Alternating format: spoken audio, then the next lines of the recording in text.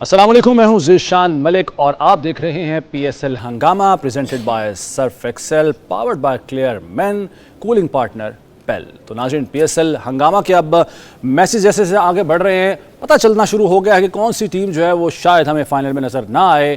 मैं मुल्तान सुल्तान्स का नाम नहीं लूँगा, लेकिन खैर चले, समझदार के लिए इशारा काफ़ी होता है। मुल्तान सुल्तान्स ने पूरी कोशिश कर ली है कि वो इस टूर्नामेंट में फाइनल तक ना पहुंचे और वो अपनी कोशिश में बड़ी हद तक कामयाब भी हो गए। लेकिन हैरान किया जनाब पेशावर ज़ल्मी ने जालिमाना अंदाज में इस्लामाबाद यूनाइटेड को कल के मैच में शिकस्त दी है। पेशावर ज़ल्मी जो है वो इस्लामाबाद के लिए जुल्मी साबित हुए। गुज़श्ता रोज़ का मैच हमें ऐसा लग रहा था, एक ख्याल ये था कि इस्लामाबाद यूनाइटेड जो कि अनबीटेबल चली आ रही थी, एक उनको शिकस्त हुई लाहौर कलंदर से, तो शायद वो संभल जाएंगे। लेकिन कल के मैच में पेशावर ज़ल्मी ने संभलने ना दिया इस्लामाबाद यूनाइटेड को और एक निस्बतन आसान मुकाबले के बाद शिकस्त दे दी इस्लामाबाद यूनाइटेड को।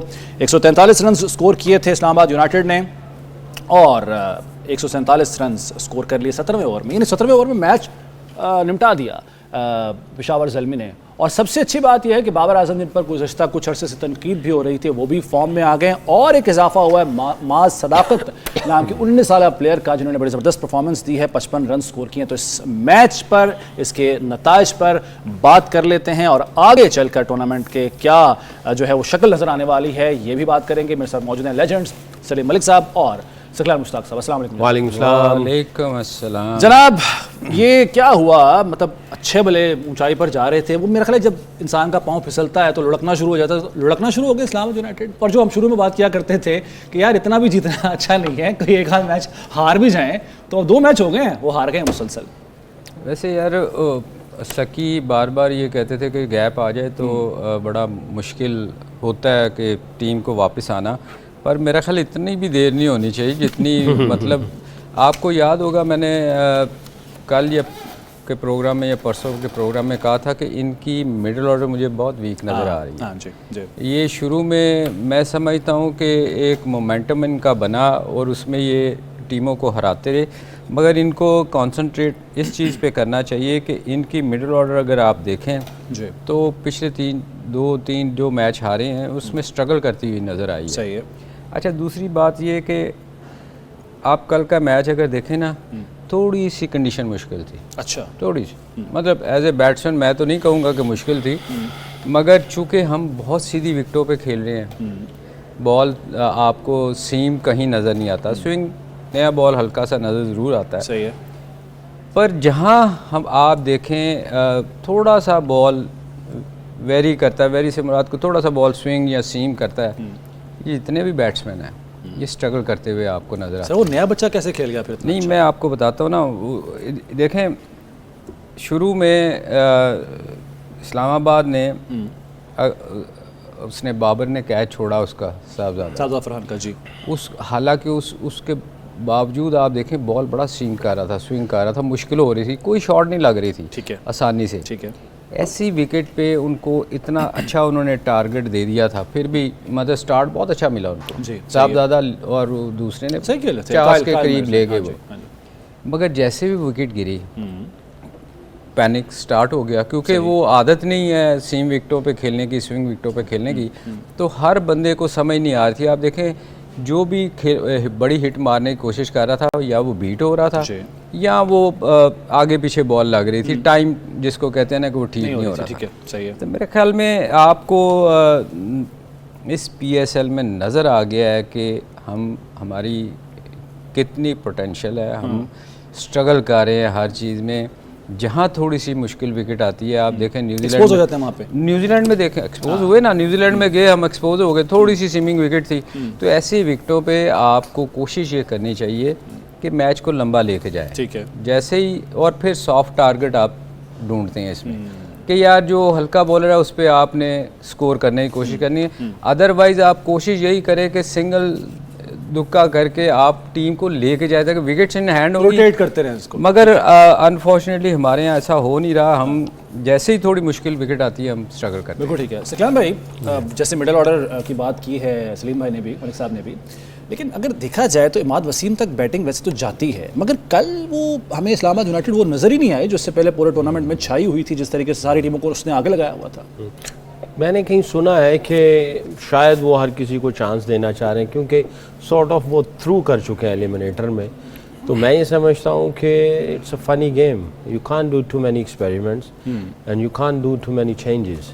अगर आप ये कर रहे हैं तो उल्टी पड़ सकती हैं, क्योंकि it's all about momentum, it's all about the confidence, winning streak and habits, you know, वो सारी चीज़ें आहिस्ता आहिस्ता टू मैनी एक्सपेरिमेंट्स या too many changes can cause you know the problem. पूरे यूनिट के अंदर चीज़ें ऐसी हो सकती हैं।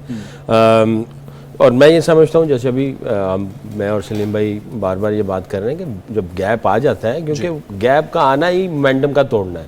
एक बैट्समैन बड़ा अच्छा खेल रहा है तो मैं सिर्फ उसका मोमेंटम ही तोड़ूंगा ना, तो वो उसकी सोच चेंज हो जाती है। और फिर उसके बाद अगला गेंद करता हूँ तो जो उसने पहले जेन जो बनाया होता था फिर उसको दोबारा फिर जेन बनाना पड़ता है। तो ये तो सिर्फ 30 सेकंड का मोमेंटम तोड़ने की बात है। तो जब मैचेस की विनिंग स्ट्रीक चल रही है उसके अंदर, क्योंकि अगर आपको प्रैक्टिस भी नहीं, यहाँ प्रैक्टिस भी नहीं मिलती है, सही है, आपको आपको प्रैक्टिस भी प्रॉपर नहीं मिलेगी, आपका मोमेंटम भी नहीं है, गैप ज़्यादा आ गया, तो आपको you have to be very alert. आपको सारी चीज़ों के ऊपर on top of all the plans और ऑल द प्रेपरेशन आपको होना पड़ता है स्पोर्ट्स स्टाफ को।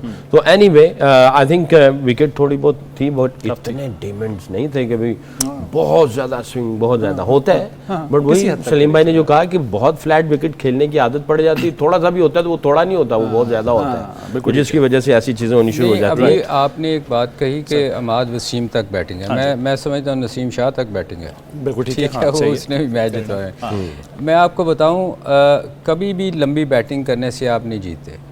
आपको याद होगा सकी कि इंग्लैंड की टीम जब टीम अनाउंस हुआ करती थी ना, आपकी नहीं, मैं पहले की बात कर रहा हूँ, तो वो 9 तक बैटिंग रखते थे, ज़्यादातर वो ऑलराउंडर खिलाते थे क्योंकि बैटिंग लंबी हो जाए। तो आज तक वो जीते नहीं थे, हमेशा मार खाते थे, हर टीम से मार खाते।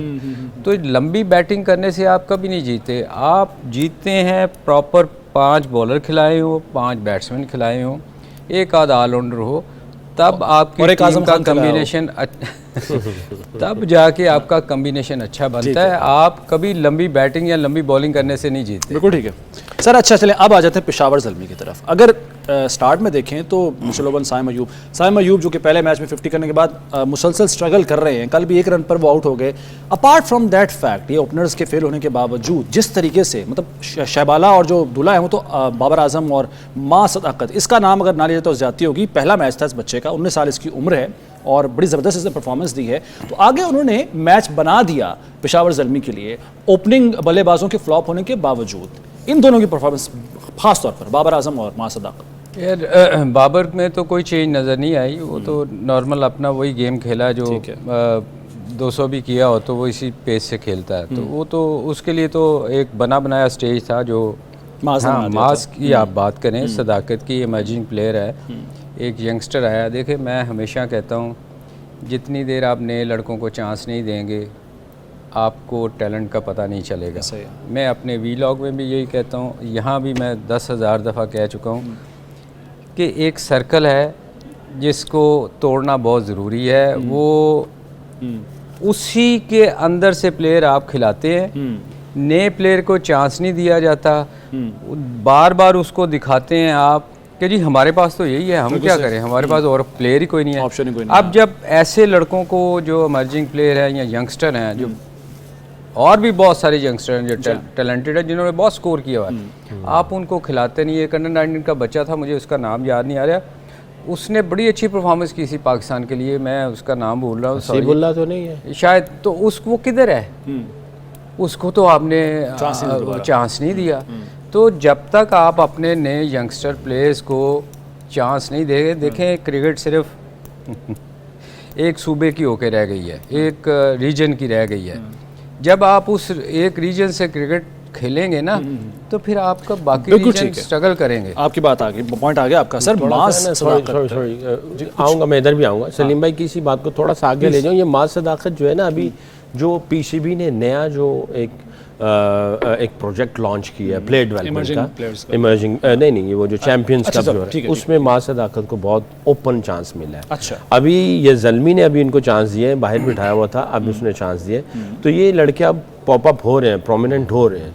चैंपियंस कप जो हो रहा है उसमें इसने बहुत अच्छी परफॉर्मेंस दी थी अभी, तो ये अब नज़र आना शुरू हो गए ये सारे बच्चे। लेकिन ये बड़ा एक तरह से रिस्क नहीं लिया, इस्लामाबाद यूनाइटेड के साथ मैच था और वो बात जो हम करते आए हैं शुरू से ही कि एक्सपेरिमेंट आप करें ताकि आपको पता चले कि आपकी कौन सी जो प्लेइंग 11 है वो बेहतरीन है। तो ये कल जो उनका ये एक तरह से कह लें जुआ कह लें, वो उनके हक में बेहतर साबित हुआ। मैं इसका थोड़ा सा जवाब जी जी जी सॉरी आप सकी जी जी देखें, जितनी देर आप चांस नहीं लेते ना, आप बैटिंग भी कर रहे होते हैं ना, तो आप रिस्क लेते हैं, ऐसा ही है, ठीक है ना। और जितनी देर आप रिस्क नहीं लेते तो आप कभी भी अच्छे प्लेयर या अच्छी टीम नहीं बना सकते। अगर आप डर के यही सोचेंगे ना कि मेरा सीनियर प्लेयर नाराज़ ना हो जाए, यार ये बड़ा अब मुझे प्रॉब्लम करेगा, मैं इसको बाहर नहीं बिठा सकता, आपकी टीम कभी आगे नहीं जाएगी। बिल्कुल ठीक आपको चांसेस लेने पड़ते हैं। सही है। तो ये उन्होंने बड़ा अच्छा किया है कि एक यंगस्टर था उनके पास, उन्होंने उसको खिलाया, तो ये अच्छी चीज़ है, ये होना चाहिए। शादाब खान अनफिट हो गए कल के मैच में और बॉलिंग भी वो नहीं करने आ पाए, तो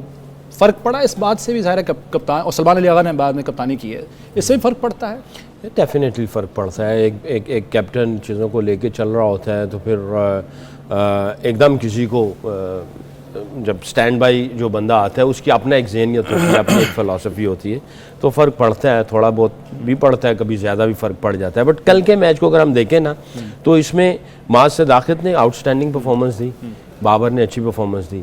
मेरी एक पर्सनल राय है, बाबर का जो दुनिया T20 के लिए जो इश्यूज बनाए हुए हैं वो स्ट्राइक रेट पे बनाए हुए हैं। सही है, ये टेलर मेड सिचुएशन थी उसकी और उसने मज़े से क्रिकेट खेली है। सही है। ऐसे मैचेस में जिसमें आपको पता है कि चीज़ें आपके हाथ में, कंट्रोल में है, तो ऐसे मैचेस में वो प्रैक्टिस कर सकता है कि स्ट्राइक रेट को हैवी जाए और एग्जीक्यूट करे और अपनी ट्रेनिंग करे। यानी आपने क्या कह रहे हैं कि बाबर ने मौका दिया मास को कि वो खुल के खेले इस मैच में? मैं ये कह रहा हूँ कि ऐसी सिचुएशन में ऐसे मैचेस ग्रेट अपॉर्चुनिटी होती है आपके ऊपर कि अगर लोग उनके स्ट्राइक रेट पे बात कर रहे हैं तो आप अपने स्ट्राइक रेट को और ज्यादा ऊपर ले जाके अपने आप को ट्रेन कर ले मैचेस के अंदर, क्योंकि प्रैक्टिस में करना और मैच में करना बहुत फर्क होता है। उसकी क्लास में कोई डाउट नहीं है, और पाकिस्तान का बेस्ट प्लेयर है। क्या वजह उन्होंने नहीं किया? क्या वही बात कि अपने आप को देखिए, यही तो स्पोर्ट स्टाफ होता है जो बैठ के उनको कह सकता है देखो भी चीजें हाथ में, जब तुम्हें लगे कि चीजें हाथ में, पिच अच्छा खेल रही है, ऐसी पोजीशन है, तो तुम अपने स्ट्राइक रेट को जो है ना थोड़ा सा एक्सेलरेट करो, फिफ्थ गियर में एग्जीक्यूट ऐड करना चाहूंगा। बाबर आजम एक्सपीरियंस प्लेयर है, माज सदाकत का पहला ये मैच था PSL इस सीजन का भी, हालांकि जो चीज उनको करनी चाहिए थी, कुशन देना चाहिए था माज को, उल्टा माज ने उनको दिया। ऐसा नहीं है, माज ने अपनी नेचुरल गेम के लिए, क्योंकि माज को मैंने बड़ा देखा, अभी चैंपियंस कप हुआ वो इसी तरह ही खेलता है, अच्छा, that's his way of playing cricket. मगर बाबर का जो अपना स्टाइल है वो ये है, ये इससे थोड़ा सा स्ट्राइक रेट और अच्छा ले जा सकता, मगर वो अपने उसी नेचुरल पे। सच्ची मैं आपको बताऊं, एक पाकिस्तान का ओपनर था, 1 डाउन आता था शायद, बड़ा स्कोर किया उन्हें पाकिस्तान के लिए। नाम बता दें आप, किसी का तो नाम बता दिया करें आप। अजहर एक दिन जिम खाना में मैच हो रहा था, तो मेरे पास आया कि सलीम भाई मुझे कुछ बताएं, तो आपको पता है वो बारी लेता है वो भी बहुत, तो मैंने उसको कहा यार देख, ये क्लब के मैचेस जो है ना, यहाँ तू जितनी प्रैक्टिस कर सकता है ना, गैप में बना के हिट मारने की कोशिश कर, तो यहाँ भी नेट प्रैक्टिस मैच में, क्लब के मैच में भी तू वही खेल रहा है जो तू टेस्ट मैच में या पाकिस्तान के लिए खेल रहा है। अगर तू यहाँ भी डर के कोशिश ये करेगा कि यार मैं आउट ना हो जाऊँ, मैंने कहा तू इम्प्रूव नहीं करेगा।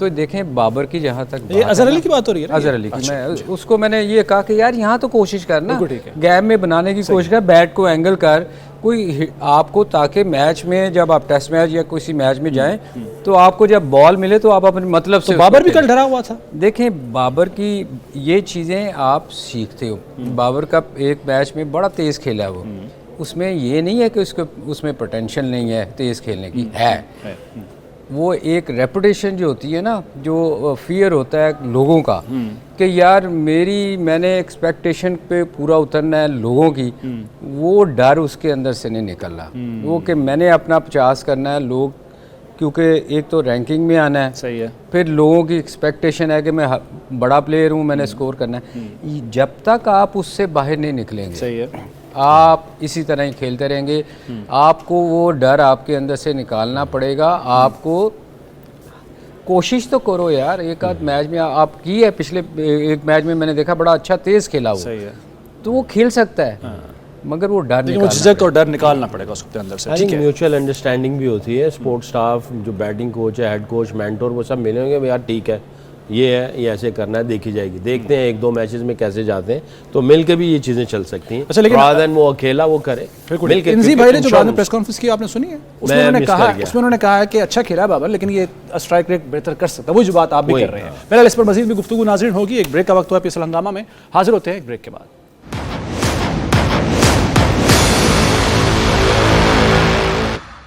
पीएसएल हंगामा में एक बार फिर खुशामदीद। ब्रेक पे जाने से पहले हम बात कर रहे थे कल के मैच की, इस्लामाबाद यूनाइटेड मुकाबला पेशावर ज़ल्मी, जिसमें शानदार कमबैक किया पेशावर ज़ल्मी ने और शिकस्त दी है इस्लामाबाद यूनाइटेड को। तो यूं अगर पॉइंट्स टेबल की भी बात अगर हम कर लें तो इस्लामाबाद यूनाइटेड बदस्तूर है तो टॉप पर ही, पहले नंबर पर ही है। 7 मैचेस खेलकर 5 मैचेस जीते हैं, 2 हारे हैं इन्होंने, और 10 पॉइंट्स इनके मजमूई तौर पर हो चुके हैं। और जो पेशावर ज़ल्मी हैं वो 5वें नंबर पर हैं, 7 मैचेस उन्होंने खेले हैं, 3 मैच वो अब जीत चुके हैं, 4 हारे हैं उन्होंने, 6 पॉइंट्स हैं उनके, तो उनकी उम्मीदें अभी बाकी हैं।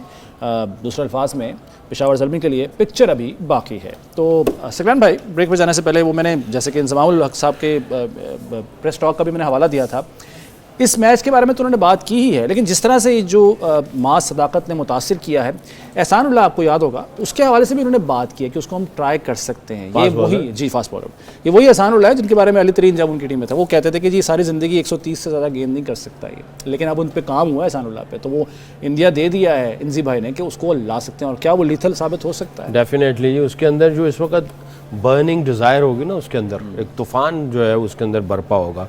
अल्लाह करे ये आए और उसी, क्योंकि हमारा पाकिस्तानी है वो बड़ा क्विक आते, इसने एक धमाका किया था पेस के एतबार से भी, और आई थिंक बेस्ट बॉलर भी बन चुका है ये डोमेस्टिक में और गालिबन पीएसएल में। तो अल्लाह करे वो आए और आके उसी पेस से गेंद करे, और उसकी जो प्रॉब्लम इश्यूज़ थे इंजरी के एतबार से वो सॉल्व हो चुके हों। और इंजी भाई ने अगर वो कहा है, मेंशन किया है, तो अल्लाह करे जी आना चाहिए उसको, और आए और आके कोई धमाका करे जी। सही है जी। अच्छा, एहसानुल्लाह का ना जो उस पर काम करने की ज़रूरत थी ना, वो अगर किसी ने उसको पिछले साल जितना भी वो सीज़न खेला, अंडर प्रेशर उससे बॉलिंग नहीं होती थी। अच्छा, जहाँ उस पर अंडर प्रेशर पड़ा, वो उसको बिल्कुल समझ नहीं आती थी कि मैं बॉल किधर करूँ। अच्छा, जिसको कहते हैं ना, वो भागता था, उससे ना उसकी लाइनर लेंथ ठीक रहती थी, ठीक ना वो विकेटों में वो वाइड बॉल बहुत ही वो इधर उधर बॉल करने की कोशिश करता था। मेरा ख्याल है वो बॉलर पाकिस्तान के लिए बहुत अच्छा बॉलर था, पेस थी उसकी, उसमें हर जो फास्ट बॉलर में क्वालिटी होनी चाहिए उसमें थी, मगर असल चीज़ जो थी ना उसकी, वो इस चीज़ों पे काम करने की ज़रूरत थी कि वो जब मार पड़ती है आपको तो वहाँ आपने क्या करना है। तो इतना अर्सा आपको लगता है उस पर काम हुआ होगा, इन पॉइंट्स पे भी काम हुआ होगा? जाहिर है अगर इंजी भाई ने कहा है, मुझे नहीं लगता, मुझे लगता है कि सिर्फ उसकी फिटनेस पे काम हुआ होगा। अच्छा, क्योंकि वो अनफिट ज़्यादा रहा, तो अनफिट किसी की, मुझे नहीं लगता किसी की नज़र इस चीज़ पे भी गई होगी कि इसमें असल प्रॉब्लम कहाँ है। सही है सर, ये अनफिट में होता ये भी है। आप इसी को आगे, मेरा ख्याल है आप यही सवाल कर रहे थे, जब इंजर्ड होते हैं ना आप, तो अगर आप यहाँ पे थे इन टर्म्स ऑफ पेस और इन टर्म्स ऑफ अपनी स्किल्स के एग्जीक्यूशन पे, तो जब आप इंजर्ड होते हैं आप नीचे आ जाते हैं, फिर आपने यहाँ से ऊपर फिर जाना होता है। अच्छा, इसमें मेरा ऐड कर लीजिएगा, मैं साइम अयूब की मिसाल देने लगा था साथ में, क्योंकि ये तो बॉलर है, वो बैट्समैन है, लेकिन वो भी वही बात कि वो आए, ठीक है, उन्होंने 50 की, लेकिन वो अभी तक उस फेज से निकल नहीं पा रहे। इसमें वो भी ऐड प्लीज़ कर लीजिएगा जी। वो तो बताया भी था मैंने कि कोई इंजर्ड होता है या ड्रॉप होकर वापस आता है ना, तो 8-10 मैच लग जाते हैं। कुछ ग्रेट्स प्लेयर्स होते हैं ऐसे कि जिनकी जो फीलिंग्स होती है ना, मसल मेमोरीज, फीलिंग्स, उनका कॉन्फिडेंस वो प्रिजर्व करके रखते हैं, और वो जब मौका आता है ना तो वो फिर उसको फिर वो उसी लेवल से शुरू करते हैं। यानी अगर वो इधर होते हैं तो अगर वो इंजर्ड है, सही ठीक है, इंजरी के बाद वो बहुत जल्दी ऊपर पहुंच के वो आप आगे से आगे चलना शुरू हो जाते हैं। वो उनका जो प्रोसेस है या जो उनकी ट्रेनिंग है, प्रेपरेशन है, जो उनकी स्किल्स की एग्जीक्यूशन है, उन्होंने प्रिजर्व की होती है, उन्होंने उनकी बड़ी लुक आफ्टर की होती है, फिर उनके ऊपर वो टॉप अप करके वापस फिर इधर चले जाते हैं, जिसकी वजह से कोई 3-4 मैच लेता है, और जो बेचारे दूसरे होंगे वो 6-8 मैच ले जाएंगे। कुछ ऐसा होता है। खास तौर पे फास्ट बॉलर की जब इंजरी होती है तो उनके दिमाग में वो इंजरी रहती है कि कहीं मैं इंजर्ड फिर ना हो जाऊँ। अगर हल्का सा निगल होता है, टिंगलिंग होती है, कुछ अनकंफर्टेबल होता है तो वो फिर ये ज़हन में आता है कि कहीं मैं इंजर्ड ना हो जाऊं। तो उनके एक्शन में और उनके एग्जीक्यूशन में कोई ना कहीं ना कहीं साइकोलॉजिकल ब्लॉकेज आ जाती है। सही है। तो इसीलिए वो इंजरी के बाद वापस आया है। तो जिन इश्यूज की सलीम भाई ने मेंशन कहा कि अभी तो वो उस साइड पे गया ही नहीं है, तो यहाँ पे अभी वो काम होने वाला, मेरा ख्याल है काम होने वाला, मैं एग्री करूंगा सलीम भाई पे। सही है। तो अब ये है कि अगर वो इंजरी इनके दिमाग से निकल चुकी है और उसके ऊपर उसने इनफ वॉल्यूम कर लिए और क्या आया जो उसकी पेस थी वो उस पेस पे आ चुका है, सही है, तो फिर तो बहुत अच्छी बात है। अगर आया तो फिर, क्योंकि उससे पहले कोई क्रिकेट खेला नहीं है, ठीक है, तो जब आपने अपनी मेंटल टफनेस की और आपकी एग्जीक्यूशन की, जो आपके पास स्किल्स हैं, उसके एविडेंस कहाँ पे लिए? वो एविडेंस तो कहीं मिले ही नहीं हुए। सही है। तो ये सीधा ही डायरेक्ट जा रहा है, क्योंकि एविडेंस के लिए आपको खेलना पड़ेगा। तो नीचे कोई डोमेस्टिक क्रिकेट इतने खेली नहीं। सर फिटनेस की चूंकि बात हो रही है तो मैं चाहूंगा कि आजम खान का जिक्र कर लें। तो किसका? आजम खान। आजम खान और इबाद वसीम क्या कर रहे हैं और टीम में क्या कर रहे हैं? ये तो देखें, ये तो ऑनर्स को पता होना चाहिए जिन्होंने उनको रखा हुआ है, या कैप्टन से पूछना चाहिए जिसको कॉन्फिडेंस है उन पे। सही है। क्योंकि ये दो चीज़ें होती हैं, कैप्टन ही टीम सेलेक्ट करता है और मैनेजमेंट टीम सेलेक्ट करती है। ठीक है। या आपकी जो ऑनर है वो अगर किसी को पसंद है, यहाँ आ जाता है पसंद नापसंद। सही है। देखें ना, कीपिंग में भी उसको कीपिंग के अलावा आप फील्डिंग करवा नहीं सकते। ठीक। क्योंकि बाहर उससे बड़ा मुश्किल है फील्डिंग करना। तो मेरे ख्याल में वो स्ट्रगल कर रहा है पिछले 5-6 मैचों से। तो इस्लामाबाद को ये सोचना पड़ेगा। अमाद तो फिर भी देखें, स्पिन में अगर आप देखें तो उसने 2 ओवर किए, वो 2 ओवर उसके बुरे नहीं थे। ठीक है। वो बैटिंग में भी वो नीचे आके कुछ ना कुछ कर जाता है। मगर आज़म के लिए उनको ये सोचना पड़ेगा कि किसी को चांस दें, क्योंकि वो बेचारे से गिरने के बाद उठा भी बड़ी मुश्किल से जाता है। तो मैं कल हंस रहा था उसको देखे। अच्छा, आपने अभी जो बात की थी ना फास्ट बॉलिंग की, हाँ जी, मैं उस पर थोड़ा सा देखें, बुमराह अनफिट हुआ, ठीक है, उसमें तो कोई फ़र्क नहीं आया, उसी पेस से बॉलिंग कर रहा है। क्या फ़र्क है फिर? वजह क्या है सर? मैं वो यही चीज़ हमने शाहीन में भी देखी थी। वापस जब वो आया था तो वो मिसाल देता हूँ। वो प्रोफेशनल लोग हैं। हमारे यहाँ लोग अनफिट हुए और उनकी 145-40 प्लस की एवरेज स्पीड से 135 पे आ गई, क्योंकि वो चाह रहे थे कि मैं कोई लीग मिस ना करूं। बिल्कुल ठीक है, असल मसला वहाँ उन्होंने प्रॉपर उसको फिट करके चेक, उसको देखने के बाद मौका उसने लिया। उसने खुद भी चांस नहीं लिया कि मैं अगर बाहर हो जाऊंगा तो मैं वापस, जो उसका नाम है, हमारे यहाँ क्या होता है कि जब आप अनफिट होते हैं ना, तो मोस्टली आप फास्ट बॉलर्स को देखिएगा, वो फिट ना वो कोशिश नहीं करते कि हम फिट होके वापस आए। वो कहते हैं मैं ठीक हूँ। बिल्कुल ठीक है। वो सच बोलते ही नहीं है। सकी आप देखो, आप सच बोलोगे तो आपके कोच को पता चलेगा। असल बात यही है। और मुझे भी यहाँ बोलना है कि ब्रेक का नाज़रीन एक ब्रेक लेते हैं, पीएसएल हंगामा में दोबारा हाजिर होते हैं कुछ देर में।